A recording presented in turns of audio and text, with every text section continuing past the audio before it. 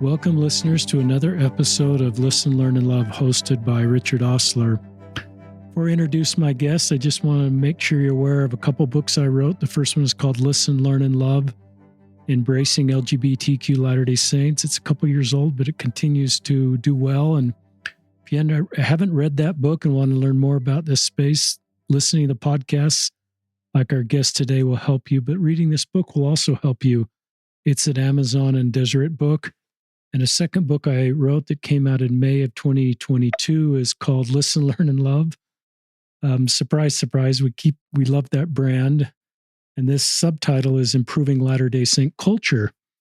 And that's 10 different standalone chapters of just how we can improve the culture of our church so more can feel a feeling of belonging. We can better create Zion. And you can leave reviews for those books if you found them helpful. That helps us and this podcast.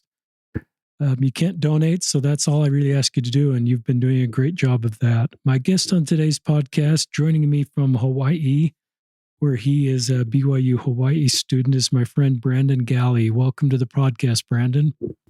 Hi, thank you. I'm so excited to be here. What is the time difference? It's 3 o'clock. Not that it matters to our listeners, but it's 3 o'clock in Utah. What time is it in Hawaii? It's 11 a.m. here. We have a 4-hour difference. So, and I guess so. We're 4 hours difference, but you won't know that, listeners. And Brandon's going to tell his story as a gay Latter-day Saint, being a BYU-Hawaii student. He is 21. He grew up in Draper, Utah.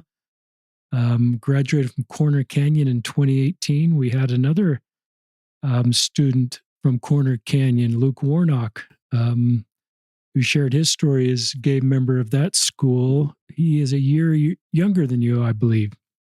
Yeah, just a year younger. And so we just realized there's lots of LGBTQ people everywhere. Tell our listeners what you're studying at BYU-Hawaii. It's kind of a cool major. Yeah. So I originally started here at BYU studying elementary education. I felt like I was called to be an elementary teacher, and I was going along with that, and it felt good. And then this last winter in December, I got a feeling that was like, you need to change it up. And so I was able to research different majors that BYU-Hawaii offers.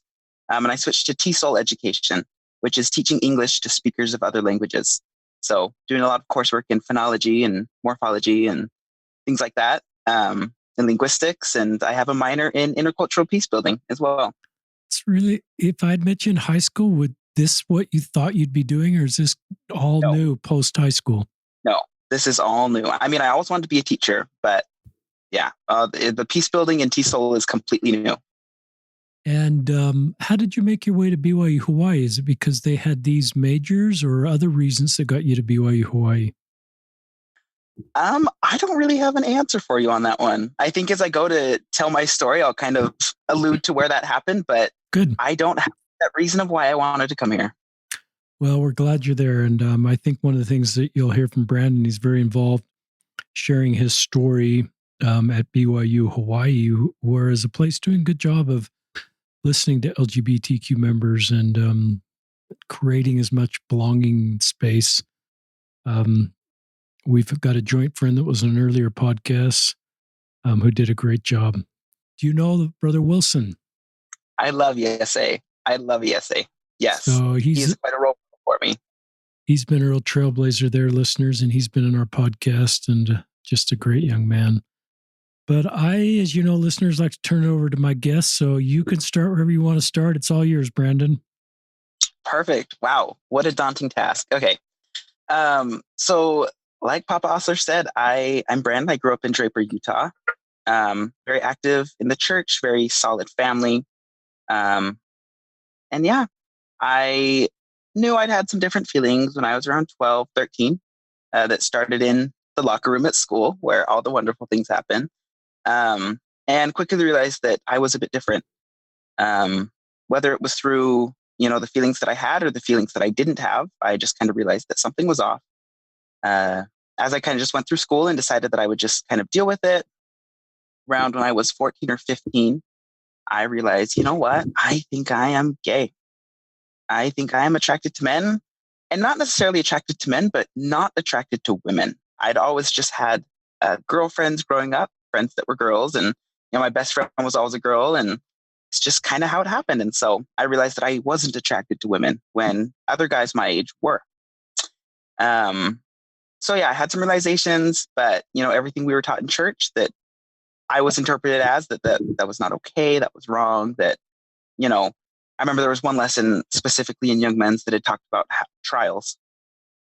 And the teacher had said that every trial that you face is either something you've brought upon yourself, something that someone else has brought upon you, or something that is just random. And my teacher had emphasized, the ones that are just random are really rare, right? Those are cancer, those are things like that. And so I was like, well, me being attracted to men isn't as serious as cancer, so I must have either done this to myself or someone must have done it to me. And so for a lot of years, I just kind of lived in this bubble of shame and guilt and not knowing who I was or where I belonged.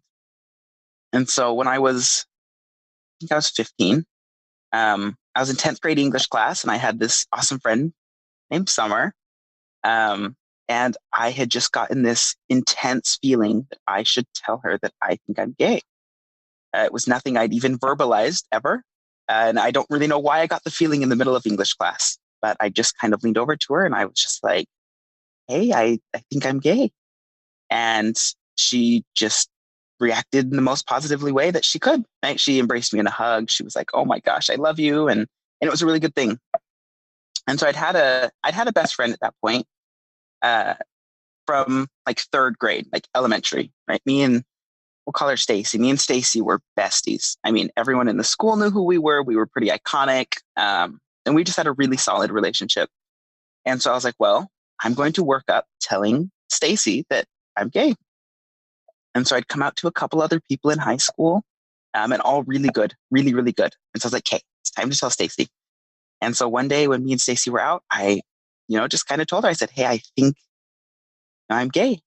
And I think at the time I probably would have said same-sex attracted. I think that's kind of where a lot of people start out. I don't really remember. And that reaction was not good. That was one met with a lot of hate and a lot of mean words. And that soon became the end of our friendship, our long 11-year friendship at that point. Which was really hurtful for me, right? To be told that I'm going to hell is not something that a 16-year-old really wants to hear when he's going through this identity crisis. And so at that point, I promised myself that I would never come out to anyone again. I said, if this closest friend of mine reacted this way, which caused me to lose her from my life, then I'm not going to tell my parents. I'm not going to tell any other friends. I'm not going to tell my cousins, my siblings. It's not going to happen, because the result of telling someone that I love is them leaving my life. And so I had kind of absorbed back into that shell after that point. The last couple of years of high school were really hard because I had then lost this friend that was almost a sibling to me. And I didn't really know where my identity was or who I was. So I graduated high school and decided that I'm out of Draper, Utah. I'm leaving this place. And so I'd applied to Utah Valley University. And so I went down there for a semester. And while I was down there, I worked on, I like to say I got recruited by Disney. I had applied for the Disney College program, and they accepted me pretty quick and offered me a role working in Florida at Disney World. And so that was fall of 2018 that I was in UVU. And so spring of 2019, I packed up all my stuff and I flew to Florida by myself to go work for Disney, which was nervous. They were very scary. I was very nervous, but I just kind of trusted that it was what I was supposed to do. And so I went to Florida not knowing anybody and started over a new chapter. While I was there working at Disney, living the absolute dream, I was surrounded by so many people who were open and loving. And, I would say 80% of the guys there are gay. There's a lot. Disney likes the gays and the gays like Disney. And so it was an environment where I could be myself. And it was something that I hadn't felt in Utah. I had never felt an environment where I was wanted for who I was. And so I started to come out to people in Florida, and it wasn't a big deal. It was just normal. It was, okay, cool. Where do you want to go for dinner? And it just very much normalized it for me. And so I was safe and I was happy there. I worked there for about 6 months, and I had the opportunity to go full time with Disney, and I'd prayed about it, still keeping a very strong relationship with Christ, not necessarily the church, but with Christ. And I got the strong prompting that said, you need to go home. And I was just kind of sitting there like, are you kidding me right now? Like, is this real? Like, I just moved out here. I'm finally embracing and loving myself. And you're telling me that I have to go home? And so I fought it. But every time I prayed, every experience that I had told me that I had to go back home to Utah. So called my parents, told them that I'm, coming back home. I'm ending my internship when it's supposed to end. And so I came back to Utah in fall of 2019. And it was a really hard thing for me because I had just moved from Florida where I was out and open, and I was back in Utah in my childhood home where I wasn't. And I felt like I was almost being pushed and forced back into that closet. And that's a feeling that no one should have to feel, is being forced back into somewhere where they weren't healthy, where it was toxic. And so one night I was just showering and, kind of getting back into the vibe of being in Utah and doing a job and going to school again. And at like 2 a.m., I got this strong feeling in the shower that said, you need to go tell your mom. And I was like washing my hair and I was like, no way is this happening right now. Like, are you serious? I'd gotten used to this feeling, this prompting of you need to go come out to someone. I like to call it the feeling. And I got the feeling at the shower at 2 a.m. And I was like, no way am I doing this. And it kept coming and it kept coming to me. And I tried to go to sleep and I couldn't sleep. And so I walked upstairs and I said, fine, well, I'm going to go tell my mom.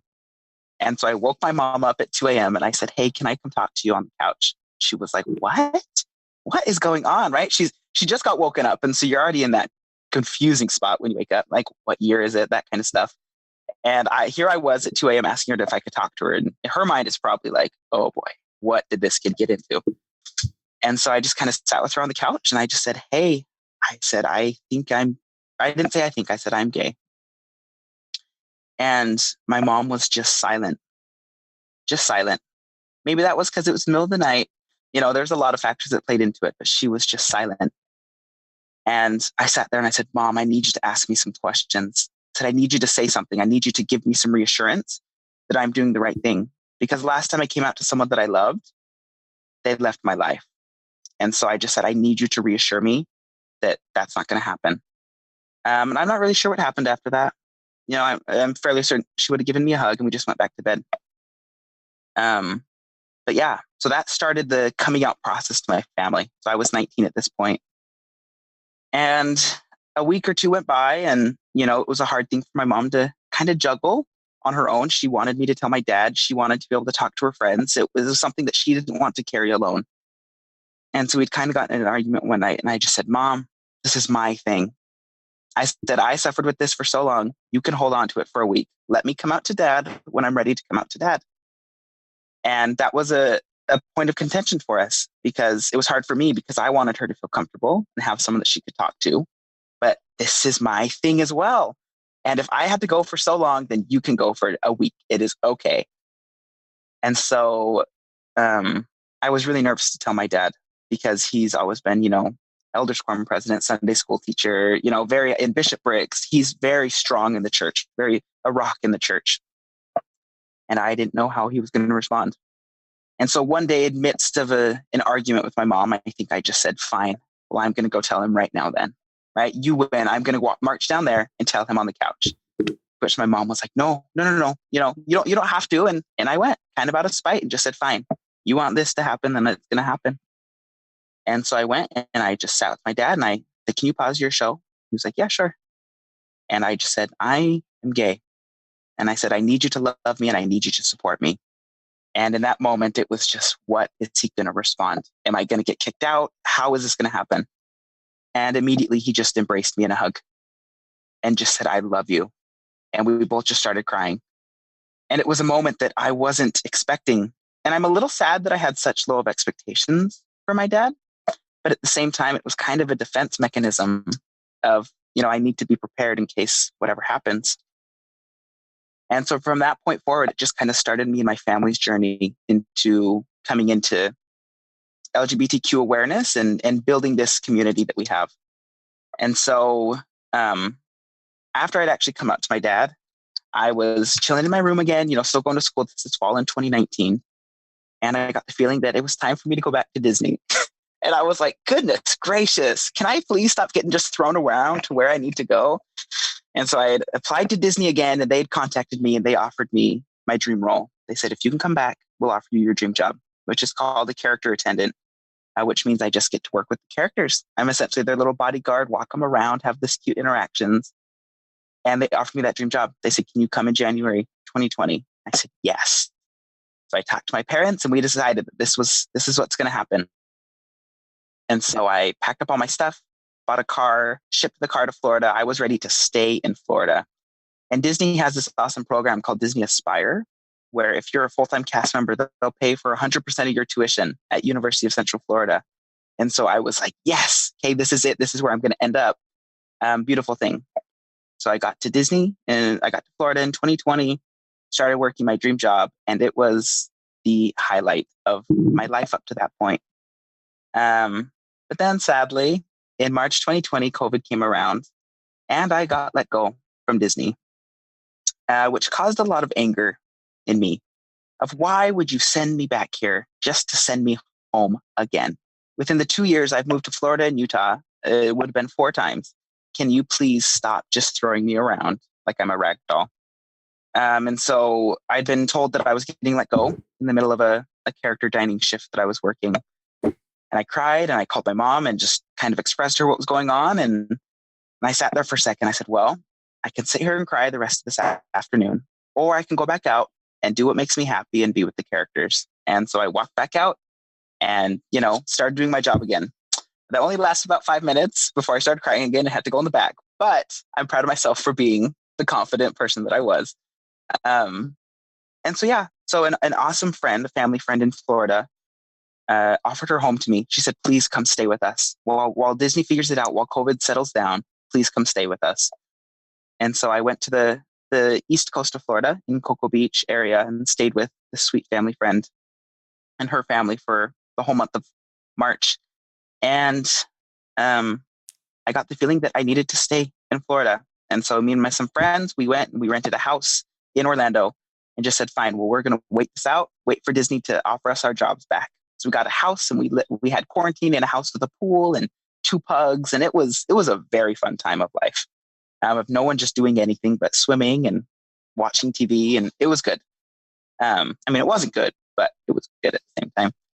And so, I'd stayed in Florida for a year and I waited for Disney to open up casting, or which is what the hiring again. And the parks had opened, but they still didn't open up hiring. And so one day it came to the point where we had to decide if we're going to renew our house lease, if everyone's going to go find other places, what we're going to do. And I'm someone that always goes off my feelings, what the spirit prompts me to do, what my feelings, my emotions prompt me to do. And at that moment, my emotions weren't prompting me to do anything. I wasn't getting the feeling that I needed to renew the house. I wasn't getting the feeling that I needed to apply for colleges there. I wasn't getting anything. And since that moment, I've learned that sometimes the lack of an answer is an answer in of itself. And so I, had a couple restless nights of what am I going to do? I have, some time left here. What am I going to renew? And I woke up one morning with this feeling that I need to look into BYU-Hawaii. And for me, I don't want to say I left the church at that point, but I wasn't going frequently. I was still keeping up on my spirituality and my relationship with Christ, which I think is all that matters. But I got the feeling that I should look into BYU-Hawaii. And I was shocked. I was like, a BYU school? Really? Like, I swore I would never go to BYU. But I knew I didn't want to go back home to Utah in the cold. And I didn't want to stay in Florida. And so I said, well, I want to finish school. And I don't want to be in the cold. So BYU-Hawaii does it for me. And so I'd researched the school that morning that I'd woken up after that feeling and was just looking of what can they offer me here? And the thing that actually convinced me to apply was after researching who the president is, President Kauai. And as soon as I researched who he was, I got the feeling that this is where I needed to be. At this moment in my life, I need to be here with President Kauai, which was crazy, really weird experience because he was a new president at the time. And so I applied. And in one of my essays that, you need to get into BYU, I wrote my story of being gay. And I said, well, I'm putting it out there. If they don't accept me because of this, I don't want to go to that school in the first place. But just so they're aware that this is part of me and I'm not hiding it again. And so I applied and I wrote a whole essay about being gay in the church. And soon after, I got my acceptance letter. And so from that moment on, I had a month to leave Florida. My house lease was ending at the end of March 2021, and I had to leave Florida. So I sold all my stuff, packed up, accepted my offer to BYU-Hawaii, and decided that I was going to go live in Utah for the summer, just with my family, and then fly out here this past August. And so packed everything, sold everything. And on the day that I was leaving Florida, just me in my car with all my luggage driving back to Utah, I got a call from Disney, and they said, "Hey, we are hiring again. Would you like to come back?" At which I just didn't know how to react because I couldn't turn around. I was literally leaving Florida, like driving out of Florida. I couldn't turn around. And so I pulled over to the side of the road and I just sobbed because I'd waited for this moment for so long and it was finally here.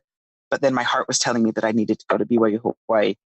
And so I didn't, reapply, and I just kept going. And that was the confirmation that looking back, I needed in that moment, that this is what I'm supposed to be doing. Was that feeling and that strength that you need to be going to BYU-Hawaii. And so I moved back home to Utah for the summer, got a job, and eventually moved out here in August of 2021, this past fall, and started here. So yeah, I just had a prompting that I needed to do it, and I followed it. And I think there's a lot of beauty in understanding our promptings, listening to them, and just doing them, not wasting the time deciding if it's my personal feelings, if it's the spirit. Just do it and just go for it. And so I got here in fall of 2021, and with my random roommates in the 6-person apartment that we had, 3 of us were gay. And so that was huge for me, right? Of in this random selection that half of the apartment is identified as LGBTQ was huge for me. And on the first Sunday, ESA actually gave a lesson in Sunday school. And so here I was watching an openly gay man give a lesson to a bishop that proudly and openly supported him with my 2 other roommates who were both gay. It was a crazy experience of this is where I need to be. In that lesson, in that moment, I knew that there's a place for me and that I'm not alone at this school. And so fall semester was really fun semester to be here, explore Hawaii, meet new friends, found some amazing allies as friends, and just be really open with who I was. And so I went and I spoke to an intercultural peace building class about Affirmation, which is an NGO. It's an organization that bridges church and LGBTQ, that my roommate was a part of. And he was like, "Hey, could you just come answer some questions for me?" And I said, "Yeah, sure." I sat there and had a Q&A with the class where they were able to just ask any question. I told them, you can ask me any question and I will give you an answer. I've never not answered a question. And kind of opening this space up for these students to just ask. Because to me, if you want to know more about me, if you want to become a better ally, just ask questions. If you're not asking questions, it shows me that you don't care, that you don't want to learn more. And so I encourage that class, please ask me questions. And it was a time when I realized that, okay, I have a lot to offer, right? The answers that I was getting, the questions that I was getting asked, I realized that there's a need at this school for this. And so that's when I'd added a minor in intercultural peace building. I decided I want to be with these students, and I switched to TESOL because I decided that I want to go teach around the world. I don't want to just limit myself to being here in America, that this is also a global problem. This isn't just things that white people in Utah face. This is something that students from all over the world are facing, and students that I've met at this school from all over the world that are facing this, that this is a global issue. This is not just our mainstream Christian issue, that people are struggling with this everywhere. And it almost, being here at the school made me realize how blessed and privileged I am that, in some countries it is a crime, right? They will get kicked out from their families, and they are here at this school wondering if this is a safe space for them.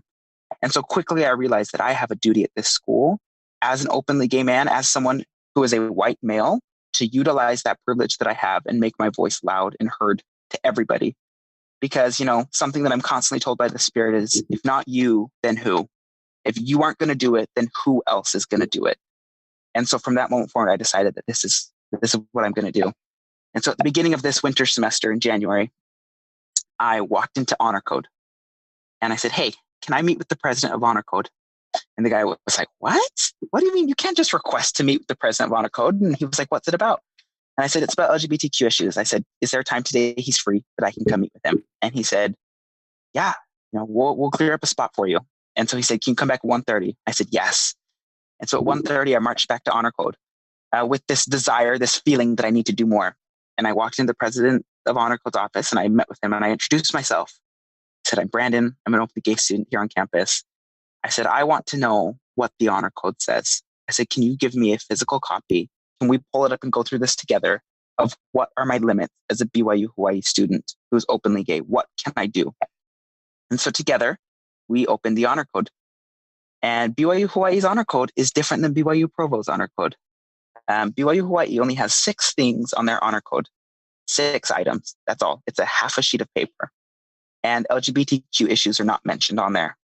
And so I said, okay. I said, so what does this mean for me? I said, can I date on campus? Can I, what are my limits? What are my things like this? Because I respect this school. I came in here, I agreed to follow these rules, and I don't want to disrespect the school. And I don't want to break the rules. So please let me know what my limits are. And he said, well, Brandon, he said, a lack of an answer is an answer in of itself. He said, there's nothing in our honor code about LGBTQ+. So he said, I'm going to leave that up to you to decide what you want to do about that. Which was not what I was expecting at all. And he was able to say, I don't know. He said, I don't know, which is huge coming from a church leader, because I think sometimes we get so scared of saying, I don't know. I'm like, I wish you would just tell me you didn't know. Instead of making up some answer that's going to cause more hurt somehow, I wish you would just tell me you don't know. And so I thanked him. I said, thank you so much for telling me you don't know. And he said, did this help? And I said, I mean, yeah, but also it didn't give me anything to go off of. Saying there isn't an answer doesn't do anything for me. And so personally, I just decided, well, I'm going to try dating then. The honor code knows who I am. There's nothing in the honor code. I'm going to follow the law of chastity and try dating. And so the next week, President Kawe had actually had it's called Talk Story, where students could just go and ask President Kawe questions and chat with him for an hour. And so I messaged all my LGBTQ friends on campus, all of them. And I said, hey, let's go to this. Let's make him known, not as a rebellious, not as a sign of protest, but let's let him know that we are here. We want, we'd like to acknowledge that we are here. And so I messaged tons, probably 50 students. And I was the only one that showed up. Me and a couple of my awesome friends that are allies showed up with me. But out of all the LGBTQ students, I was the only one that showed up, which was very disheartening for me. Because I'm like, we say we want representation and we say we want equality, yet no one's willing to put in the effort to do this. However, if I were to say there was a protest, I can guarantee the majority of you would come to the protest. And I'm not dishing on the LGBTQ students here on campus, but I think it's okay to be critical of ourselves and know on the areas that we need to improve better. And so in that talk story with President Kawe, I'd raised my hand. And there was a lot of unrest going on at BYU Provo in that moment. It was with, I think, the speech and language center, stuff that was going on with that at BYU Provo. And I just raised my hand and I said, President Kawe, I told him my story a little bit. And I said, you were the reason I felt inclined to come to this school. I said, can you reassure me and every other LGBTQ student at the school that we are wanted and that we are loved at this university? And he looked at me with tearful eyes and he said, of course you are. You are always welcome and loved at this school. From that moment on, there was a solid relationship with President Kawe where he knew my name, where he would see me working. I work at the grocery store here. He would see me and come up and talk to me. I built this strong relationship of love and trust and compassion that has led to more amazing things. And so from that moment forward, I have openly talked in classes. I have helped to organize Rainbow Day, which was through Color the Campus here. It was huge this past March here on campus. We passed out over 1,000 rainbow masks is what we passed out on campus. And BYU-Hawaii was beautiful. Everyone was wearing rainbow socks and shirts. And it's just shocking to me that two schools can be so different, that we have people at BYU Provo getting in trouble for passing things out. And then we have BYU-Hawaii where teachers and administration are wearing rainbow masks, which made me think, why? Why BYU-Hawaii? Why are we so different? And I attribute that to diversity. I think the diversity of this school, with the majority of students, over 50% of students, not from America, it puts everyone in this mindset of people are going to be different than me. My roommates are going to be different than me. They might speak a different language. They might be from a different country. People in my classes are going to be different than me. And that's okay. And so everyone at this school is already in that mindset that people are going to be different from me. And I need to embrace that and be okay with it. Which is one of the beauties of this school is the diversity and the large population from outside of the mainland. And yeah, Rainbow Day was just amazing with everyone rooted in this idea that these LGBTQ students are different than me. However, I'm going to love them and I'm going to show them that they are loved. And it was a beautiful day. And so from that point forward, I've done Q&As in psychology classes. I've done research interviews with people from universities across the nation. I did one with University of Illinois this week. I've met with reporters from the church. I've just made my voice loud and proud and heard. And I think there's a lot of beauty that can come into approaching people with a sense of compassion and a sense of love, that people have questions. And so if we shut them down, if we tell them we're oppressed and they're oppressing us and that they're hurting us, it's not going to get us the results that we want. We need to approach them with a place of loving and understanding that I'm here, that I'm hurting, but I would love your help in this journey of being an ally. And something that I say in every class that I go to, I say, if you aren't going to be an ally for me and the other students at this campus, I said, that is okay. I said, but you need to be allies for your future children. I said, because the majority of you in here are going to have children who identify as LGBTQ. And so I'm giving you a head start right now. Please be ahead of this curve that is coming. Don't let it throw you off. Please don't have your children add to the statistic of youth suicide in Utah. Please do it for your future children, if not for me. You don't know me, it's okay. But your future children are going to need you. And this is an issue that's not going away. And I usually just say, eat or be eaten, right? Be with us or like you're going to fall behind somehow. And I just think that there's a lot of beauty in this school, in this university, and the diversity that's here. And I'm very proud to be a Seasider here at BYU-Hawaii. Yeah, that's a long story, but yeah, that's me. I just love it, listeners, when someone just shares their story like Brandon. You are articulate, you are thoughtful. I don't know these stories, listeners. I'm hearing them the same time you are in real time. And every story is so different and unique. And I'm so grateful that Brandon reached out. One of the themes of your podcast is acting on spiritual impressions. And yes. I wrote down, I've never known anybody that's come out to the first time in the 10th grade during English class to your friend Summer. I wrote that down. And then to your mom at 2 a.m. and your whole experience with Disney and the impressions to go, not go. And then this crazy place you found yourself in. Not that it's a crazy place, but it was just not on your radar map. Not on my radar. And here you are at BYU-Hawaii, all packed up, leaving Florida. And then that beautiful opportunity of Disney opened up. I love what's going on at BYU-Hawaii.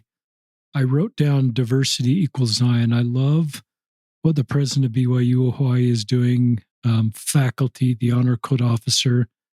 To me, they are just, all they're doing is completely within the teachings of our church and completely within Christ's example. And what they're doing for you, you kind of talk about people that are supporting you. It's not really very complicated. They just tell you they love you and that you're welcome here and you're needed here. And that doesn't require us to change our doctrine or to compromise something. So every time you talk about a positive experience, it's not very complicated. It's kind of embarrassing in a way that all people, and I realize we need to do more than just that, but just what these people in your life have done for you, just to say, I'm needed and I'm wanted and you're welcome here and we're better off with you here. And I love your insights into the uniqueness of BYU-Hawaii and the diversity that's already present there and how that's a good thing. And it allows perhaps more diversity to just be normalized. I loved where you were at in Florida at Disney, and it was just a non-event being gay. And And I think that's a good thing in some ways. I think it helps with internalized homophobia. I don't think it makes it more likely for people to leave the church or to. I just think it takes the shame away and just feels like, okay, this is who I am, and you're feeding that at BYU Hawaii. You felt that at Disney. You haven't felt it at some times, and I think to me, listeners, that's creating Zion, and that's creating what we need to do within our circles of influence, our church, our work environments, our school environments, our family environments. That's a good thing. I think it helps people feel love and have a better relationship with God. I love our friend Yesse, if I'm saying his name right. I always mispronounce your first name, Yesse, if you're listening. But here you are just going to the ward for the first time, and he's teaching. And I'm just thinking, an openly gay man teaching, I think you said Sunday school, and you've got gay roommates. And to me, that's a good thing. And that's creating Zion. And it's just creating I belong here. And people like me are here. And there's representation just enough to feel like you're needed. And it gives you voice and confidence. And so anyway, listeners, those are a couple of my thoughts I wrote down. And I think it's a good thing what's happening at BYU Hawaii. They're not ahead of. Some would say, well, they're going to get in trouble, or they're ahead of the brethren, or they're doing things. And I think they're absolutely within the doctrine of our church, and they're doing what we're asked to do is create a feeling that everybody's welcome and everybody's needed, and they're doing it the best way they know how to do it. Now, BYU Idaho and BYU Provo may do that a little differently. And at times, I think all the BYU schools can learn from each other. So I don't want to say one's doing it better than others. Maybe some would feel BYU Hawaii is doing it better, but I think I would feel that. and Brandon would feel that. I've got good BYU Hawaii pride. And so I don't want to I just recognize that people are processing this differently. And I think we can learn from BYU Hawaii, because I think it's a good thing that you feel welcome there and needed. And you make a great point about all your straight friends are going to have kids or grandkids, or they're going to be local leaders, and they need experience understanding how to support LGBTQ Latter-day Saints. So that's a little bit of my segment, listeners. And Brandon, I'll hand it back to you for more thoughts. Yeah. I'm just you've been talking, a couple of things have come to mind. Every time I speak into a class or do a Q&A, I always get the same question. And I always try to end with this question. If a student says, okay, well, what can I do? Tell me what I can do to be better for the community.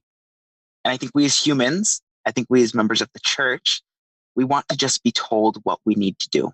Just give me a checklist of something that I need to check off to say that I'm an ally. And so every time someone asks this question, I say, whoever asked this question, it's usually anonymous, I say, thank you so much. Because this is a question that I love to answer.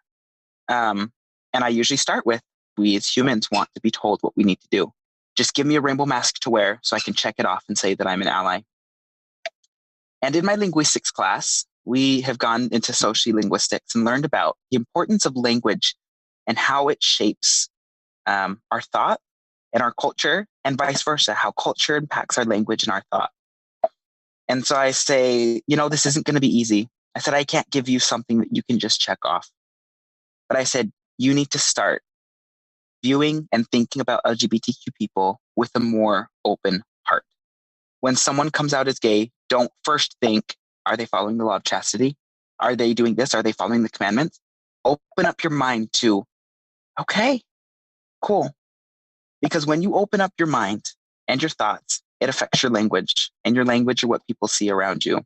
And so if you see someone saying a slur, doing something like that, which I don't think happens too often, but speak up, say that, change the way you view and think about LGBTQ people. Because once your thoughts change, everything else starts to change along the way. And that's how the Spirit can more closely talk to you. The Spirit talks to us through our thoughts. And so if our thoughts are focused and rooted in being hateful or being, well, they just might not be following the law of chastity, or, well, they might be going to a different, kingdom after this life, right? Don't think about that, please. I don't need that. And I always say this too. I say, I don't need you to tell me what God thinks about me. I don't need you to tell me what the commandments say. I don't need you to tell me what the scriptures say. Because honestly, I probably know them better than you because they've been used as a weapon so much against me. I say, I need you to love and embrace me. I say, yes, God has rules and expectations for us. You do not need to have expectations for me as a girl sitting next to me in religion class. I do not have to be doing X, Y, and Z in order for you to love me. God does not ask us to have that for each other. He asks us to simply love each other as he would. And so that was kind of a discussion we had in my religion class this week of, the teacher had said something like, well, God's love isn't unconditional, which I'm not sure I feel about that, but she was just like, he has expectations for us, things that we need to do. It doesn't mean he's not going to love us as much, but we have expectations. And I just kind of raised my hand and I said to everyone in this class, I said, but you do not need to have expectations for people in order to show love. They do not have to look a certain way. They do not have to be holding a calling. They do not have to be taking the sacrament every week in order for you to show them love. Leave it up to God. It is our job to love. It is free. It is one of the first commandments that we are told to do. And so that is something I will always just talk about in the classes of please just open up your heart and your mind. And understanding that love does not require understanding. I don't need you to fully understand who I am or what I struggle with. All I ask is that you love me. I think sometimes we put up these barriers of, I don't understand how you could be trans, so I'm not going to show love and support. Well, you're not trans. If you don't understand what it's like to be trans, that means you're not trans. So the love for them does not require you fully understanding them and their situation. And so I think sometimes we just get caught up in our own little brain cycles, our brain tornadoes of, playing these mental games of how can we not love this person? What thing can I put up that makes me not be able to love this person? When we're just overcomplicating it. It's not that difficult. And something else that I've loved and that I've come to notice is when we are truly and authentically ourselves, then we will attract the people that God wants to put in our life, the people that God has waiting for us in our lives. When we are truly and authentically ourselves, that is when we can attract those people that are meant to be in our lives. And I think that that life's too short and too complicated to not love each other. God asks us to love. It's too short to not love. And I think that my relationship with Christ has never been stronger than it is right now as an openly gay member of the church here at BYU-Hawaii. I've never been more in tune with the Spirit. I've never met such amazing people and support and resources in my life when I am truly and authentically myself.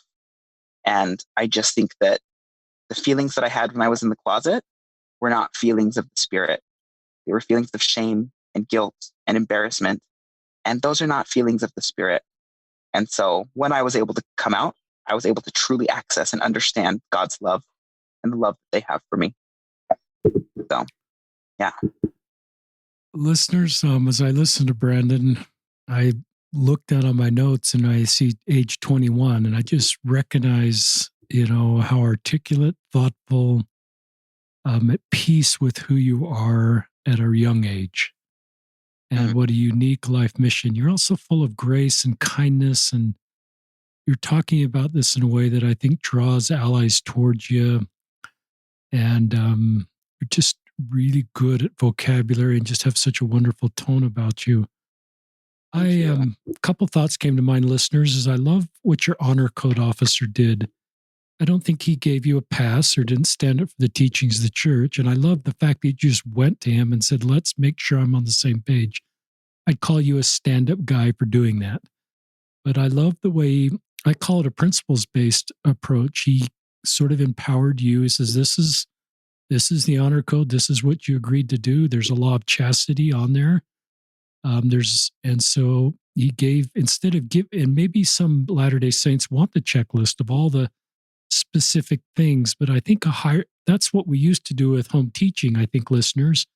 And I think our church leaders are trying to get us to kind of a higher, holier way where we're principle-based. And so the principle of home teaching is really impacting this person's life versus just checking a checkbox. And So I think he empowered you in a way with the principle-based, this is the honor code. Here it is. You've agreed to live it. It's a principle-based thing. So I love that.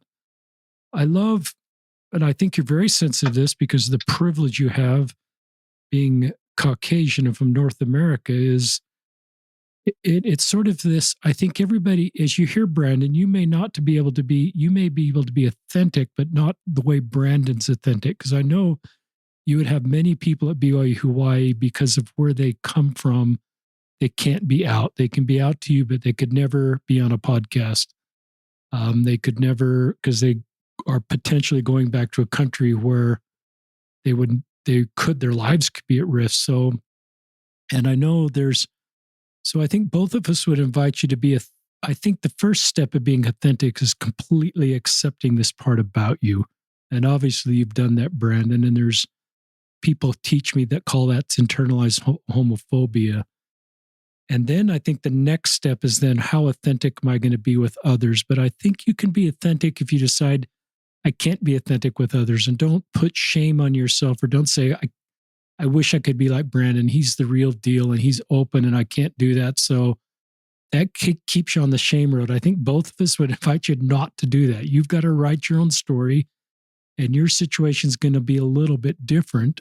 And there's probably a lot of closeted people listening to this podcast that are going to be closeted for the rest of their life for one reason or another. And I think both of us would say, that's okay. You've got to write your own story and do this the way you can.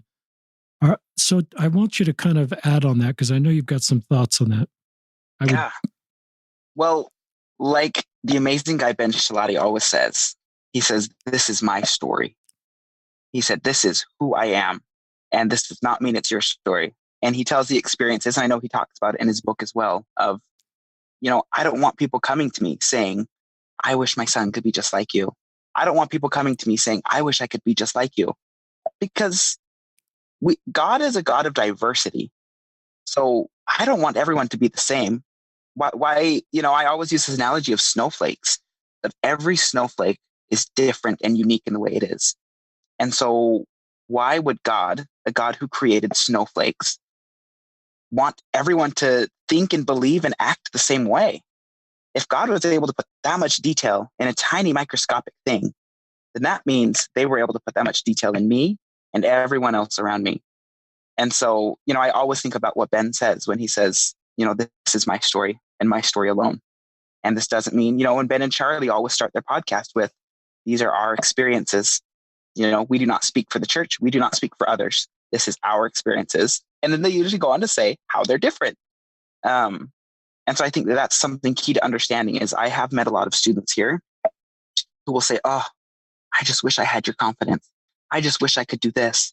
And I always stop them in their track and I say, I don't wish you had my confidence. I don't wish you were as open as I was. I said, I wish you are who you are meant to be in your life right now. You are on your journey of where you need to be, and that is okay. It is okay if you still identify as same-sex attracted. If you can't even say the word gay, that is okay. Please do not compare yourself to me, because I am not that great of a guy. Please do not give me that much power in your life, because, with all my quirks and stuff, please do not give me that much power. And I just think that there's a beauty and a fine line and a balance between having attributes you want from someone else, right? If someone wanted my confidence, that's fine. Work towards it. But please don't make that your goal, that I just want to be just like Brandon, because I don't want you to be like me. Please don't. Please don't. So that's just my whole thing of God is a God of diversity. And that means we're all going to be at different stages on our path when we're supposed to be there. It's okay to embrace and to love it. It's good to have goals in places you want to be. But ultimately, you're out where you're at now. And so please just embrace it and learn from where you're at now. Because if we were all fully out with ourselves and open, I don't know. I just think there's a lot of beauty in diversity and being where you are and embracing and accepting where you are, that it is okay. And let's please get rid of that shame. Please get rid of that guilt, because those are not feelings of the Spirit. And I can guarantee you that our Heavenly Parents do not want us feeling those feelings about ourselves, because they put time and precious energy into creating us who we are.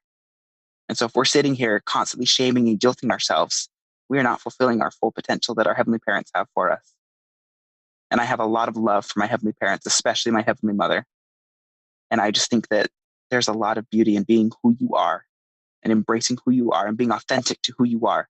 That doesn't mean being authentic like Brandon. That doesn't mean being authentic like Charlie Bird. It means being authentic to who you are as an individual, as a child of God. That was a great segment. It's good.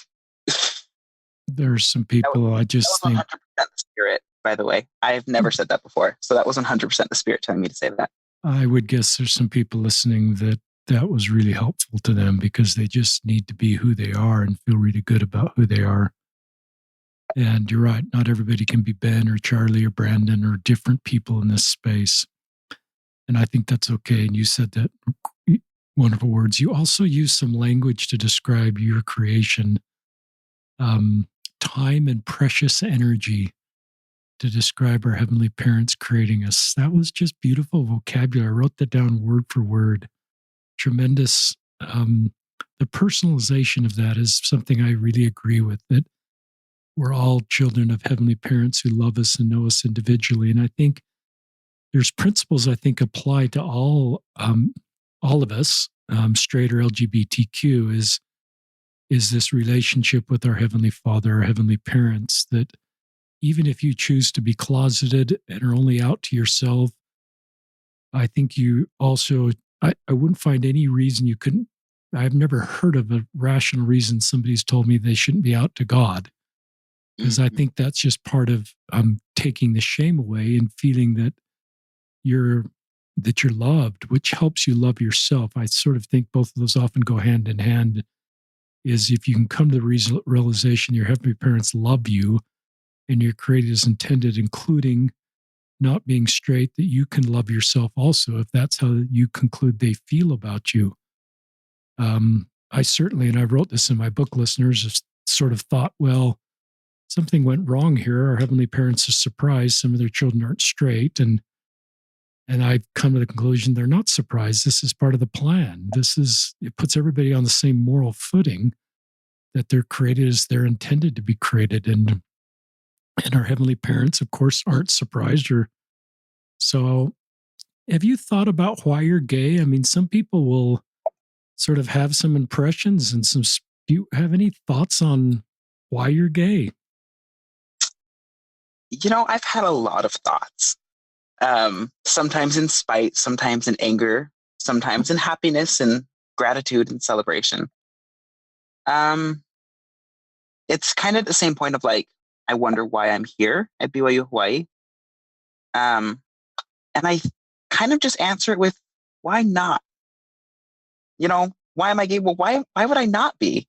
This aspect and this identity in myself has opened up my eyes to a world that I know a lot of people are not seeing. I have had spiritual experiences. I have had testimonies and revelations given to me that I wouldn't have been able to have if I wasn't gay. I have embraced the part of me that can connect to women really well. I love women. And I think if I was straight, I probably wouldn't have had that connection that's been able to get me to those connections and those beautiful relationships in my life. I think it allows me to understand and empathize with Jesus a little bit.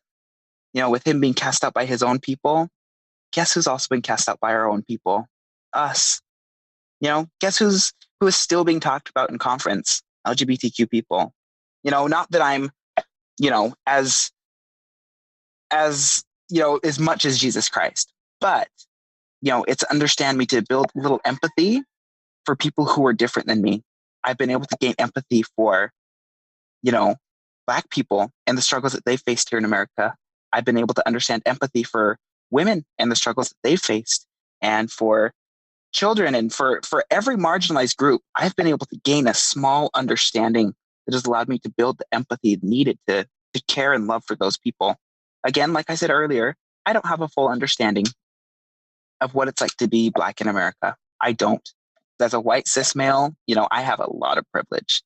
However, having this little aspect of me that might not be fully accepted in society has allowed me to grow my empathy for these people, and has caused me to get books and talk to people and educate myself and learn. And how can I be a better ally? I understand the importance of allies in my life. So how can I be a better ally for other marginalized groups? Because yes, this is part of me, but I can use this part of me to grow and help other people. Um, and I just think that I wouldn't have this any other way. I wouldn't, if I could choose, and I'm fairly certain, not fairly certain, I am certain that in the premortal life, Jesus held up a rainbow flag. He said, "Who wants it?" I said, "Me, throw it to me, please throw it to me." And I grabbed it. And I think that we as LGBTQ people and allies have such a strong and important purpose here on the earth at this time to help to build Zion. And I would be a very different person if I was straight. And so I'm very grateful that my life can be filled with color of rainbows. I'm grateful my life can be filled with beauty and with relationships that mean a lot to me. I'm grateful that my life can be filled with a strong relationship to heavenly parents that I might not have understood if I was straight, if I didn't have these experiences that I've had. When I was 16, and my friend had left me and I was alone, I needed a mom, and I had Heavenly Mother there for me. I wouldn't have gotten that clear and strong testimony and relationship with her if I wasn't struggling with those things at that point in my life. And yes, it's caused me to mature up a bit, right? That I've had to lose that part of my innocence, my childhood. However, I still worked at Disney. I still went and embraced my inner child. Everything works out in the end. But I just think that there were times when I had no one. And so I had to rely on my Jesus Christ, on my Savior, and I had to rely on my heavenly parents. I needed a mom's hug and I needed a mom's comfort. Not that my mom wasn't there, but I didn't allow my mom to be there at that point in my life. And, she wasn't ready for that either. And I think there's a beauty in God's timing and understanding that everything happens at the time that it's supposed to happen. Right? My parents have started this company called Safe Space Pins, where they create these rainbow pins. It's an amazing thing. I never would have imagined my parents would be doing that. Right? If you told 16-year-old Brandon that your parents would be the big allies, that my mom would go to a Lift and Love getaway, I would be shocked that my parents would be doing that thing, that my dad would be speaking in church, that they would be walking out a sacrament meeting if they get hurt from a talk. It's amazing and it's beautiful. And I've never felt more loved from my parents either than I do right now and who I am. And I just think there is so much beauty, and your eyes are completely opened when you start embracing LGBTQ people for who they are. There's a whole world to see out there that other people that you don't see until you start embracing these people. I think it's a beautiful, beautiful thing. Your parents are listening. This is a credit to you for raising Brandon. Yes. And yes, you, like me, haven't been perfect parents, and there's things we do over, but I think you've done a terrific job. And I think the man you've raised and the son you have in Brandon and the things we want to give our kids, you've done that for him. And you've got a confident, strong, deeply authentic, deeply loving young man, son who's going to bless a lot of people's lives. I love your answer to why you're gay. You're so at peace with that. You wouldn't change that. I think that's a credit to you. It's a credit to the culture at BYU-Hawaii and other cultures you've been in. It's a credit to you. And you haven't had an owner's manual and a roadmap like a straight Latter-day Saint. And sometimes I've noticed that you have to develop a relationship with a Savior and your heavenly parents because you don't sometimes have the things in your life that it's an easier road if you're straight. If you're at BYU-Hawaii listening to this, I think you're all doing just a terrific job. If you're the administration there, if you're a teacher, if you're a student, an ally student, an LGBTQ student, I think you're just doing a great job there. And there's some people that are out in public like you, Brandon, and Yasei, who's just terrific. I think you're all trailblazers, all of you, throughout all ranks of BYU-Hawaii. And and I think you're doing what the church has asked us to do. There's many quotes about Elder Ballard spoke at BYU. We listen to and understand that our LGBTQ members are feeling experience. We can do better than we have in the past to all feel they have a sense of belonging. I'm kind of paraphrasing that quote. But he gave a charge at BYU Provo that to me, BYU, I don't want to be critical of BYU Provo. I think everybody's doing the best they can, but BYU Hawaii in particular is just doing a terrific job honoring President Ballard's charge to the church to create a feeling of belonging and to do better than we have in the past. And clearly, BYU-Hawaii is doing better in the past. And it's a credit to everybody that's there. So it just gives me hope. And I look at you, Brandon, and I say this a lot, but it'd be fascinating to see where you are at 31 and 41 and 51, because you've laid down this foundation in your life at a young age that gives you the ability to create your whole life possible. You're not going to be spending the next 3 decades sort of working through your sexual orientation and coming to terms with it, and sometimes the pain and trauma that just decades of that journey goes through. You've compressed that into a short period of time, because I think we have cultures better. There's more support. But I think it's part of the rising generation, partly, who just is, I don't want to be critical of people my age that are LGBTQ, but it's just more support. And so you can get into a better spot earlier that then makes the rest of your life possible in a way, because you don't have so much trauma in your life. And that gives me hope in the future. So you have a great life ahead of you. And I love your careers focused on other people. And I just people listen to this podcast, and I just invite us to do what we can do in our circle of influence if we're an ally or a parent. And you hear stories of what other allies are doing, other parents are doing, or if you're LGBTQ, what Brandon and Yesse and others are doing. But you still, and this is what Brandon said, you still got to write your own story. And don't feel you're not good at this space if you're not doing it like somebody else. Just do what you can do. And that's all I think that we do. And be at peace that you're doing the best you can. We're at the end, but I'd love to give you time to share any last concluding thoughts, Brandon. Well, I usually like to share an analogy that I have of a rainbow. Because one time I was talking to an elders quorum at my home ward, and someone raised their hand and said, "What does the rainbow mean to you?" And I'd never really thought about it. Of what does this rainbow mean to me? And it made me think, and I finally have an answer. So to the guy that asked me that however long ago, here is your answer finally. A rainbow to me, right? Let's think of weather, right? If we have someone that hasn't experienced much weather, they would say it's either sunny or it's rainy. You cannot have sunny and rainy together. Someone inexperienced in the church in life might also say, you can't be a member of the church and you can't be part of the LGBTQ community, right? That these are two opposite things. Sun cannot happen with rain. LGBTQ cannot happen with member of the church. To which I say, so what about a rainbow? Because when we get sun and rain together, we get this beautiful creation of a rainbow. When it's rained and all that's gone away and the sun comes out, we have this beautiful array of color in front of us, this beautiful thing that if you haven't experienced, you don't know really what it is. You have pictures and stuff, but unless you've experienced a rainbow and seen this connection, this bridge between sun and rain, you don't understand what it is. And I relate that to being LGBTQ and in the church. As so many people might say, you can't. But look at me. Look at this rainbow that I've created within myself as I've bridged these two things that the church tells me it can't happen, and that people in the LGBTQ people in the community tell me it can't happen. So what about me? What about everyone else that is going through this? This is a rainbow. We have bridged these two things that are seemingly opposites. The inexperienced people that haven't met me might say it's not possible. People that have never seen a rainbow will say it's not possible.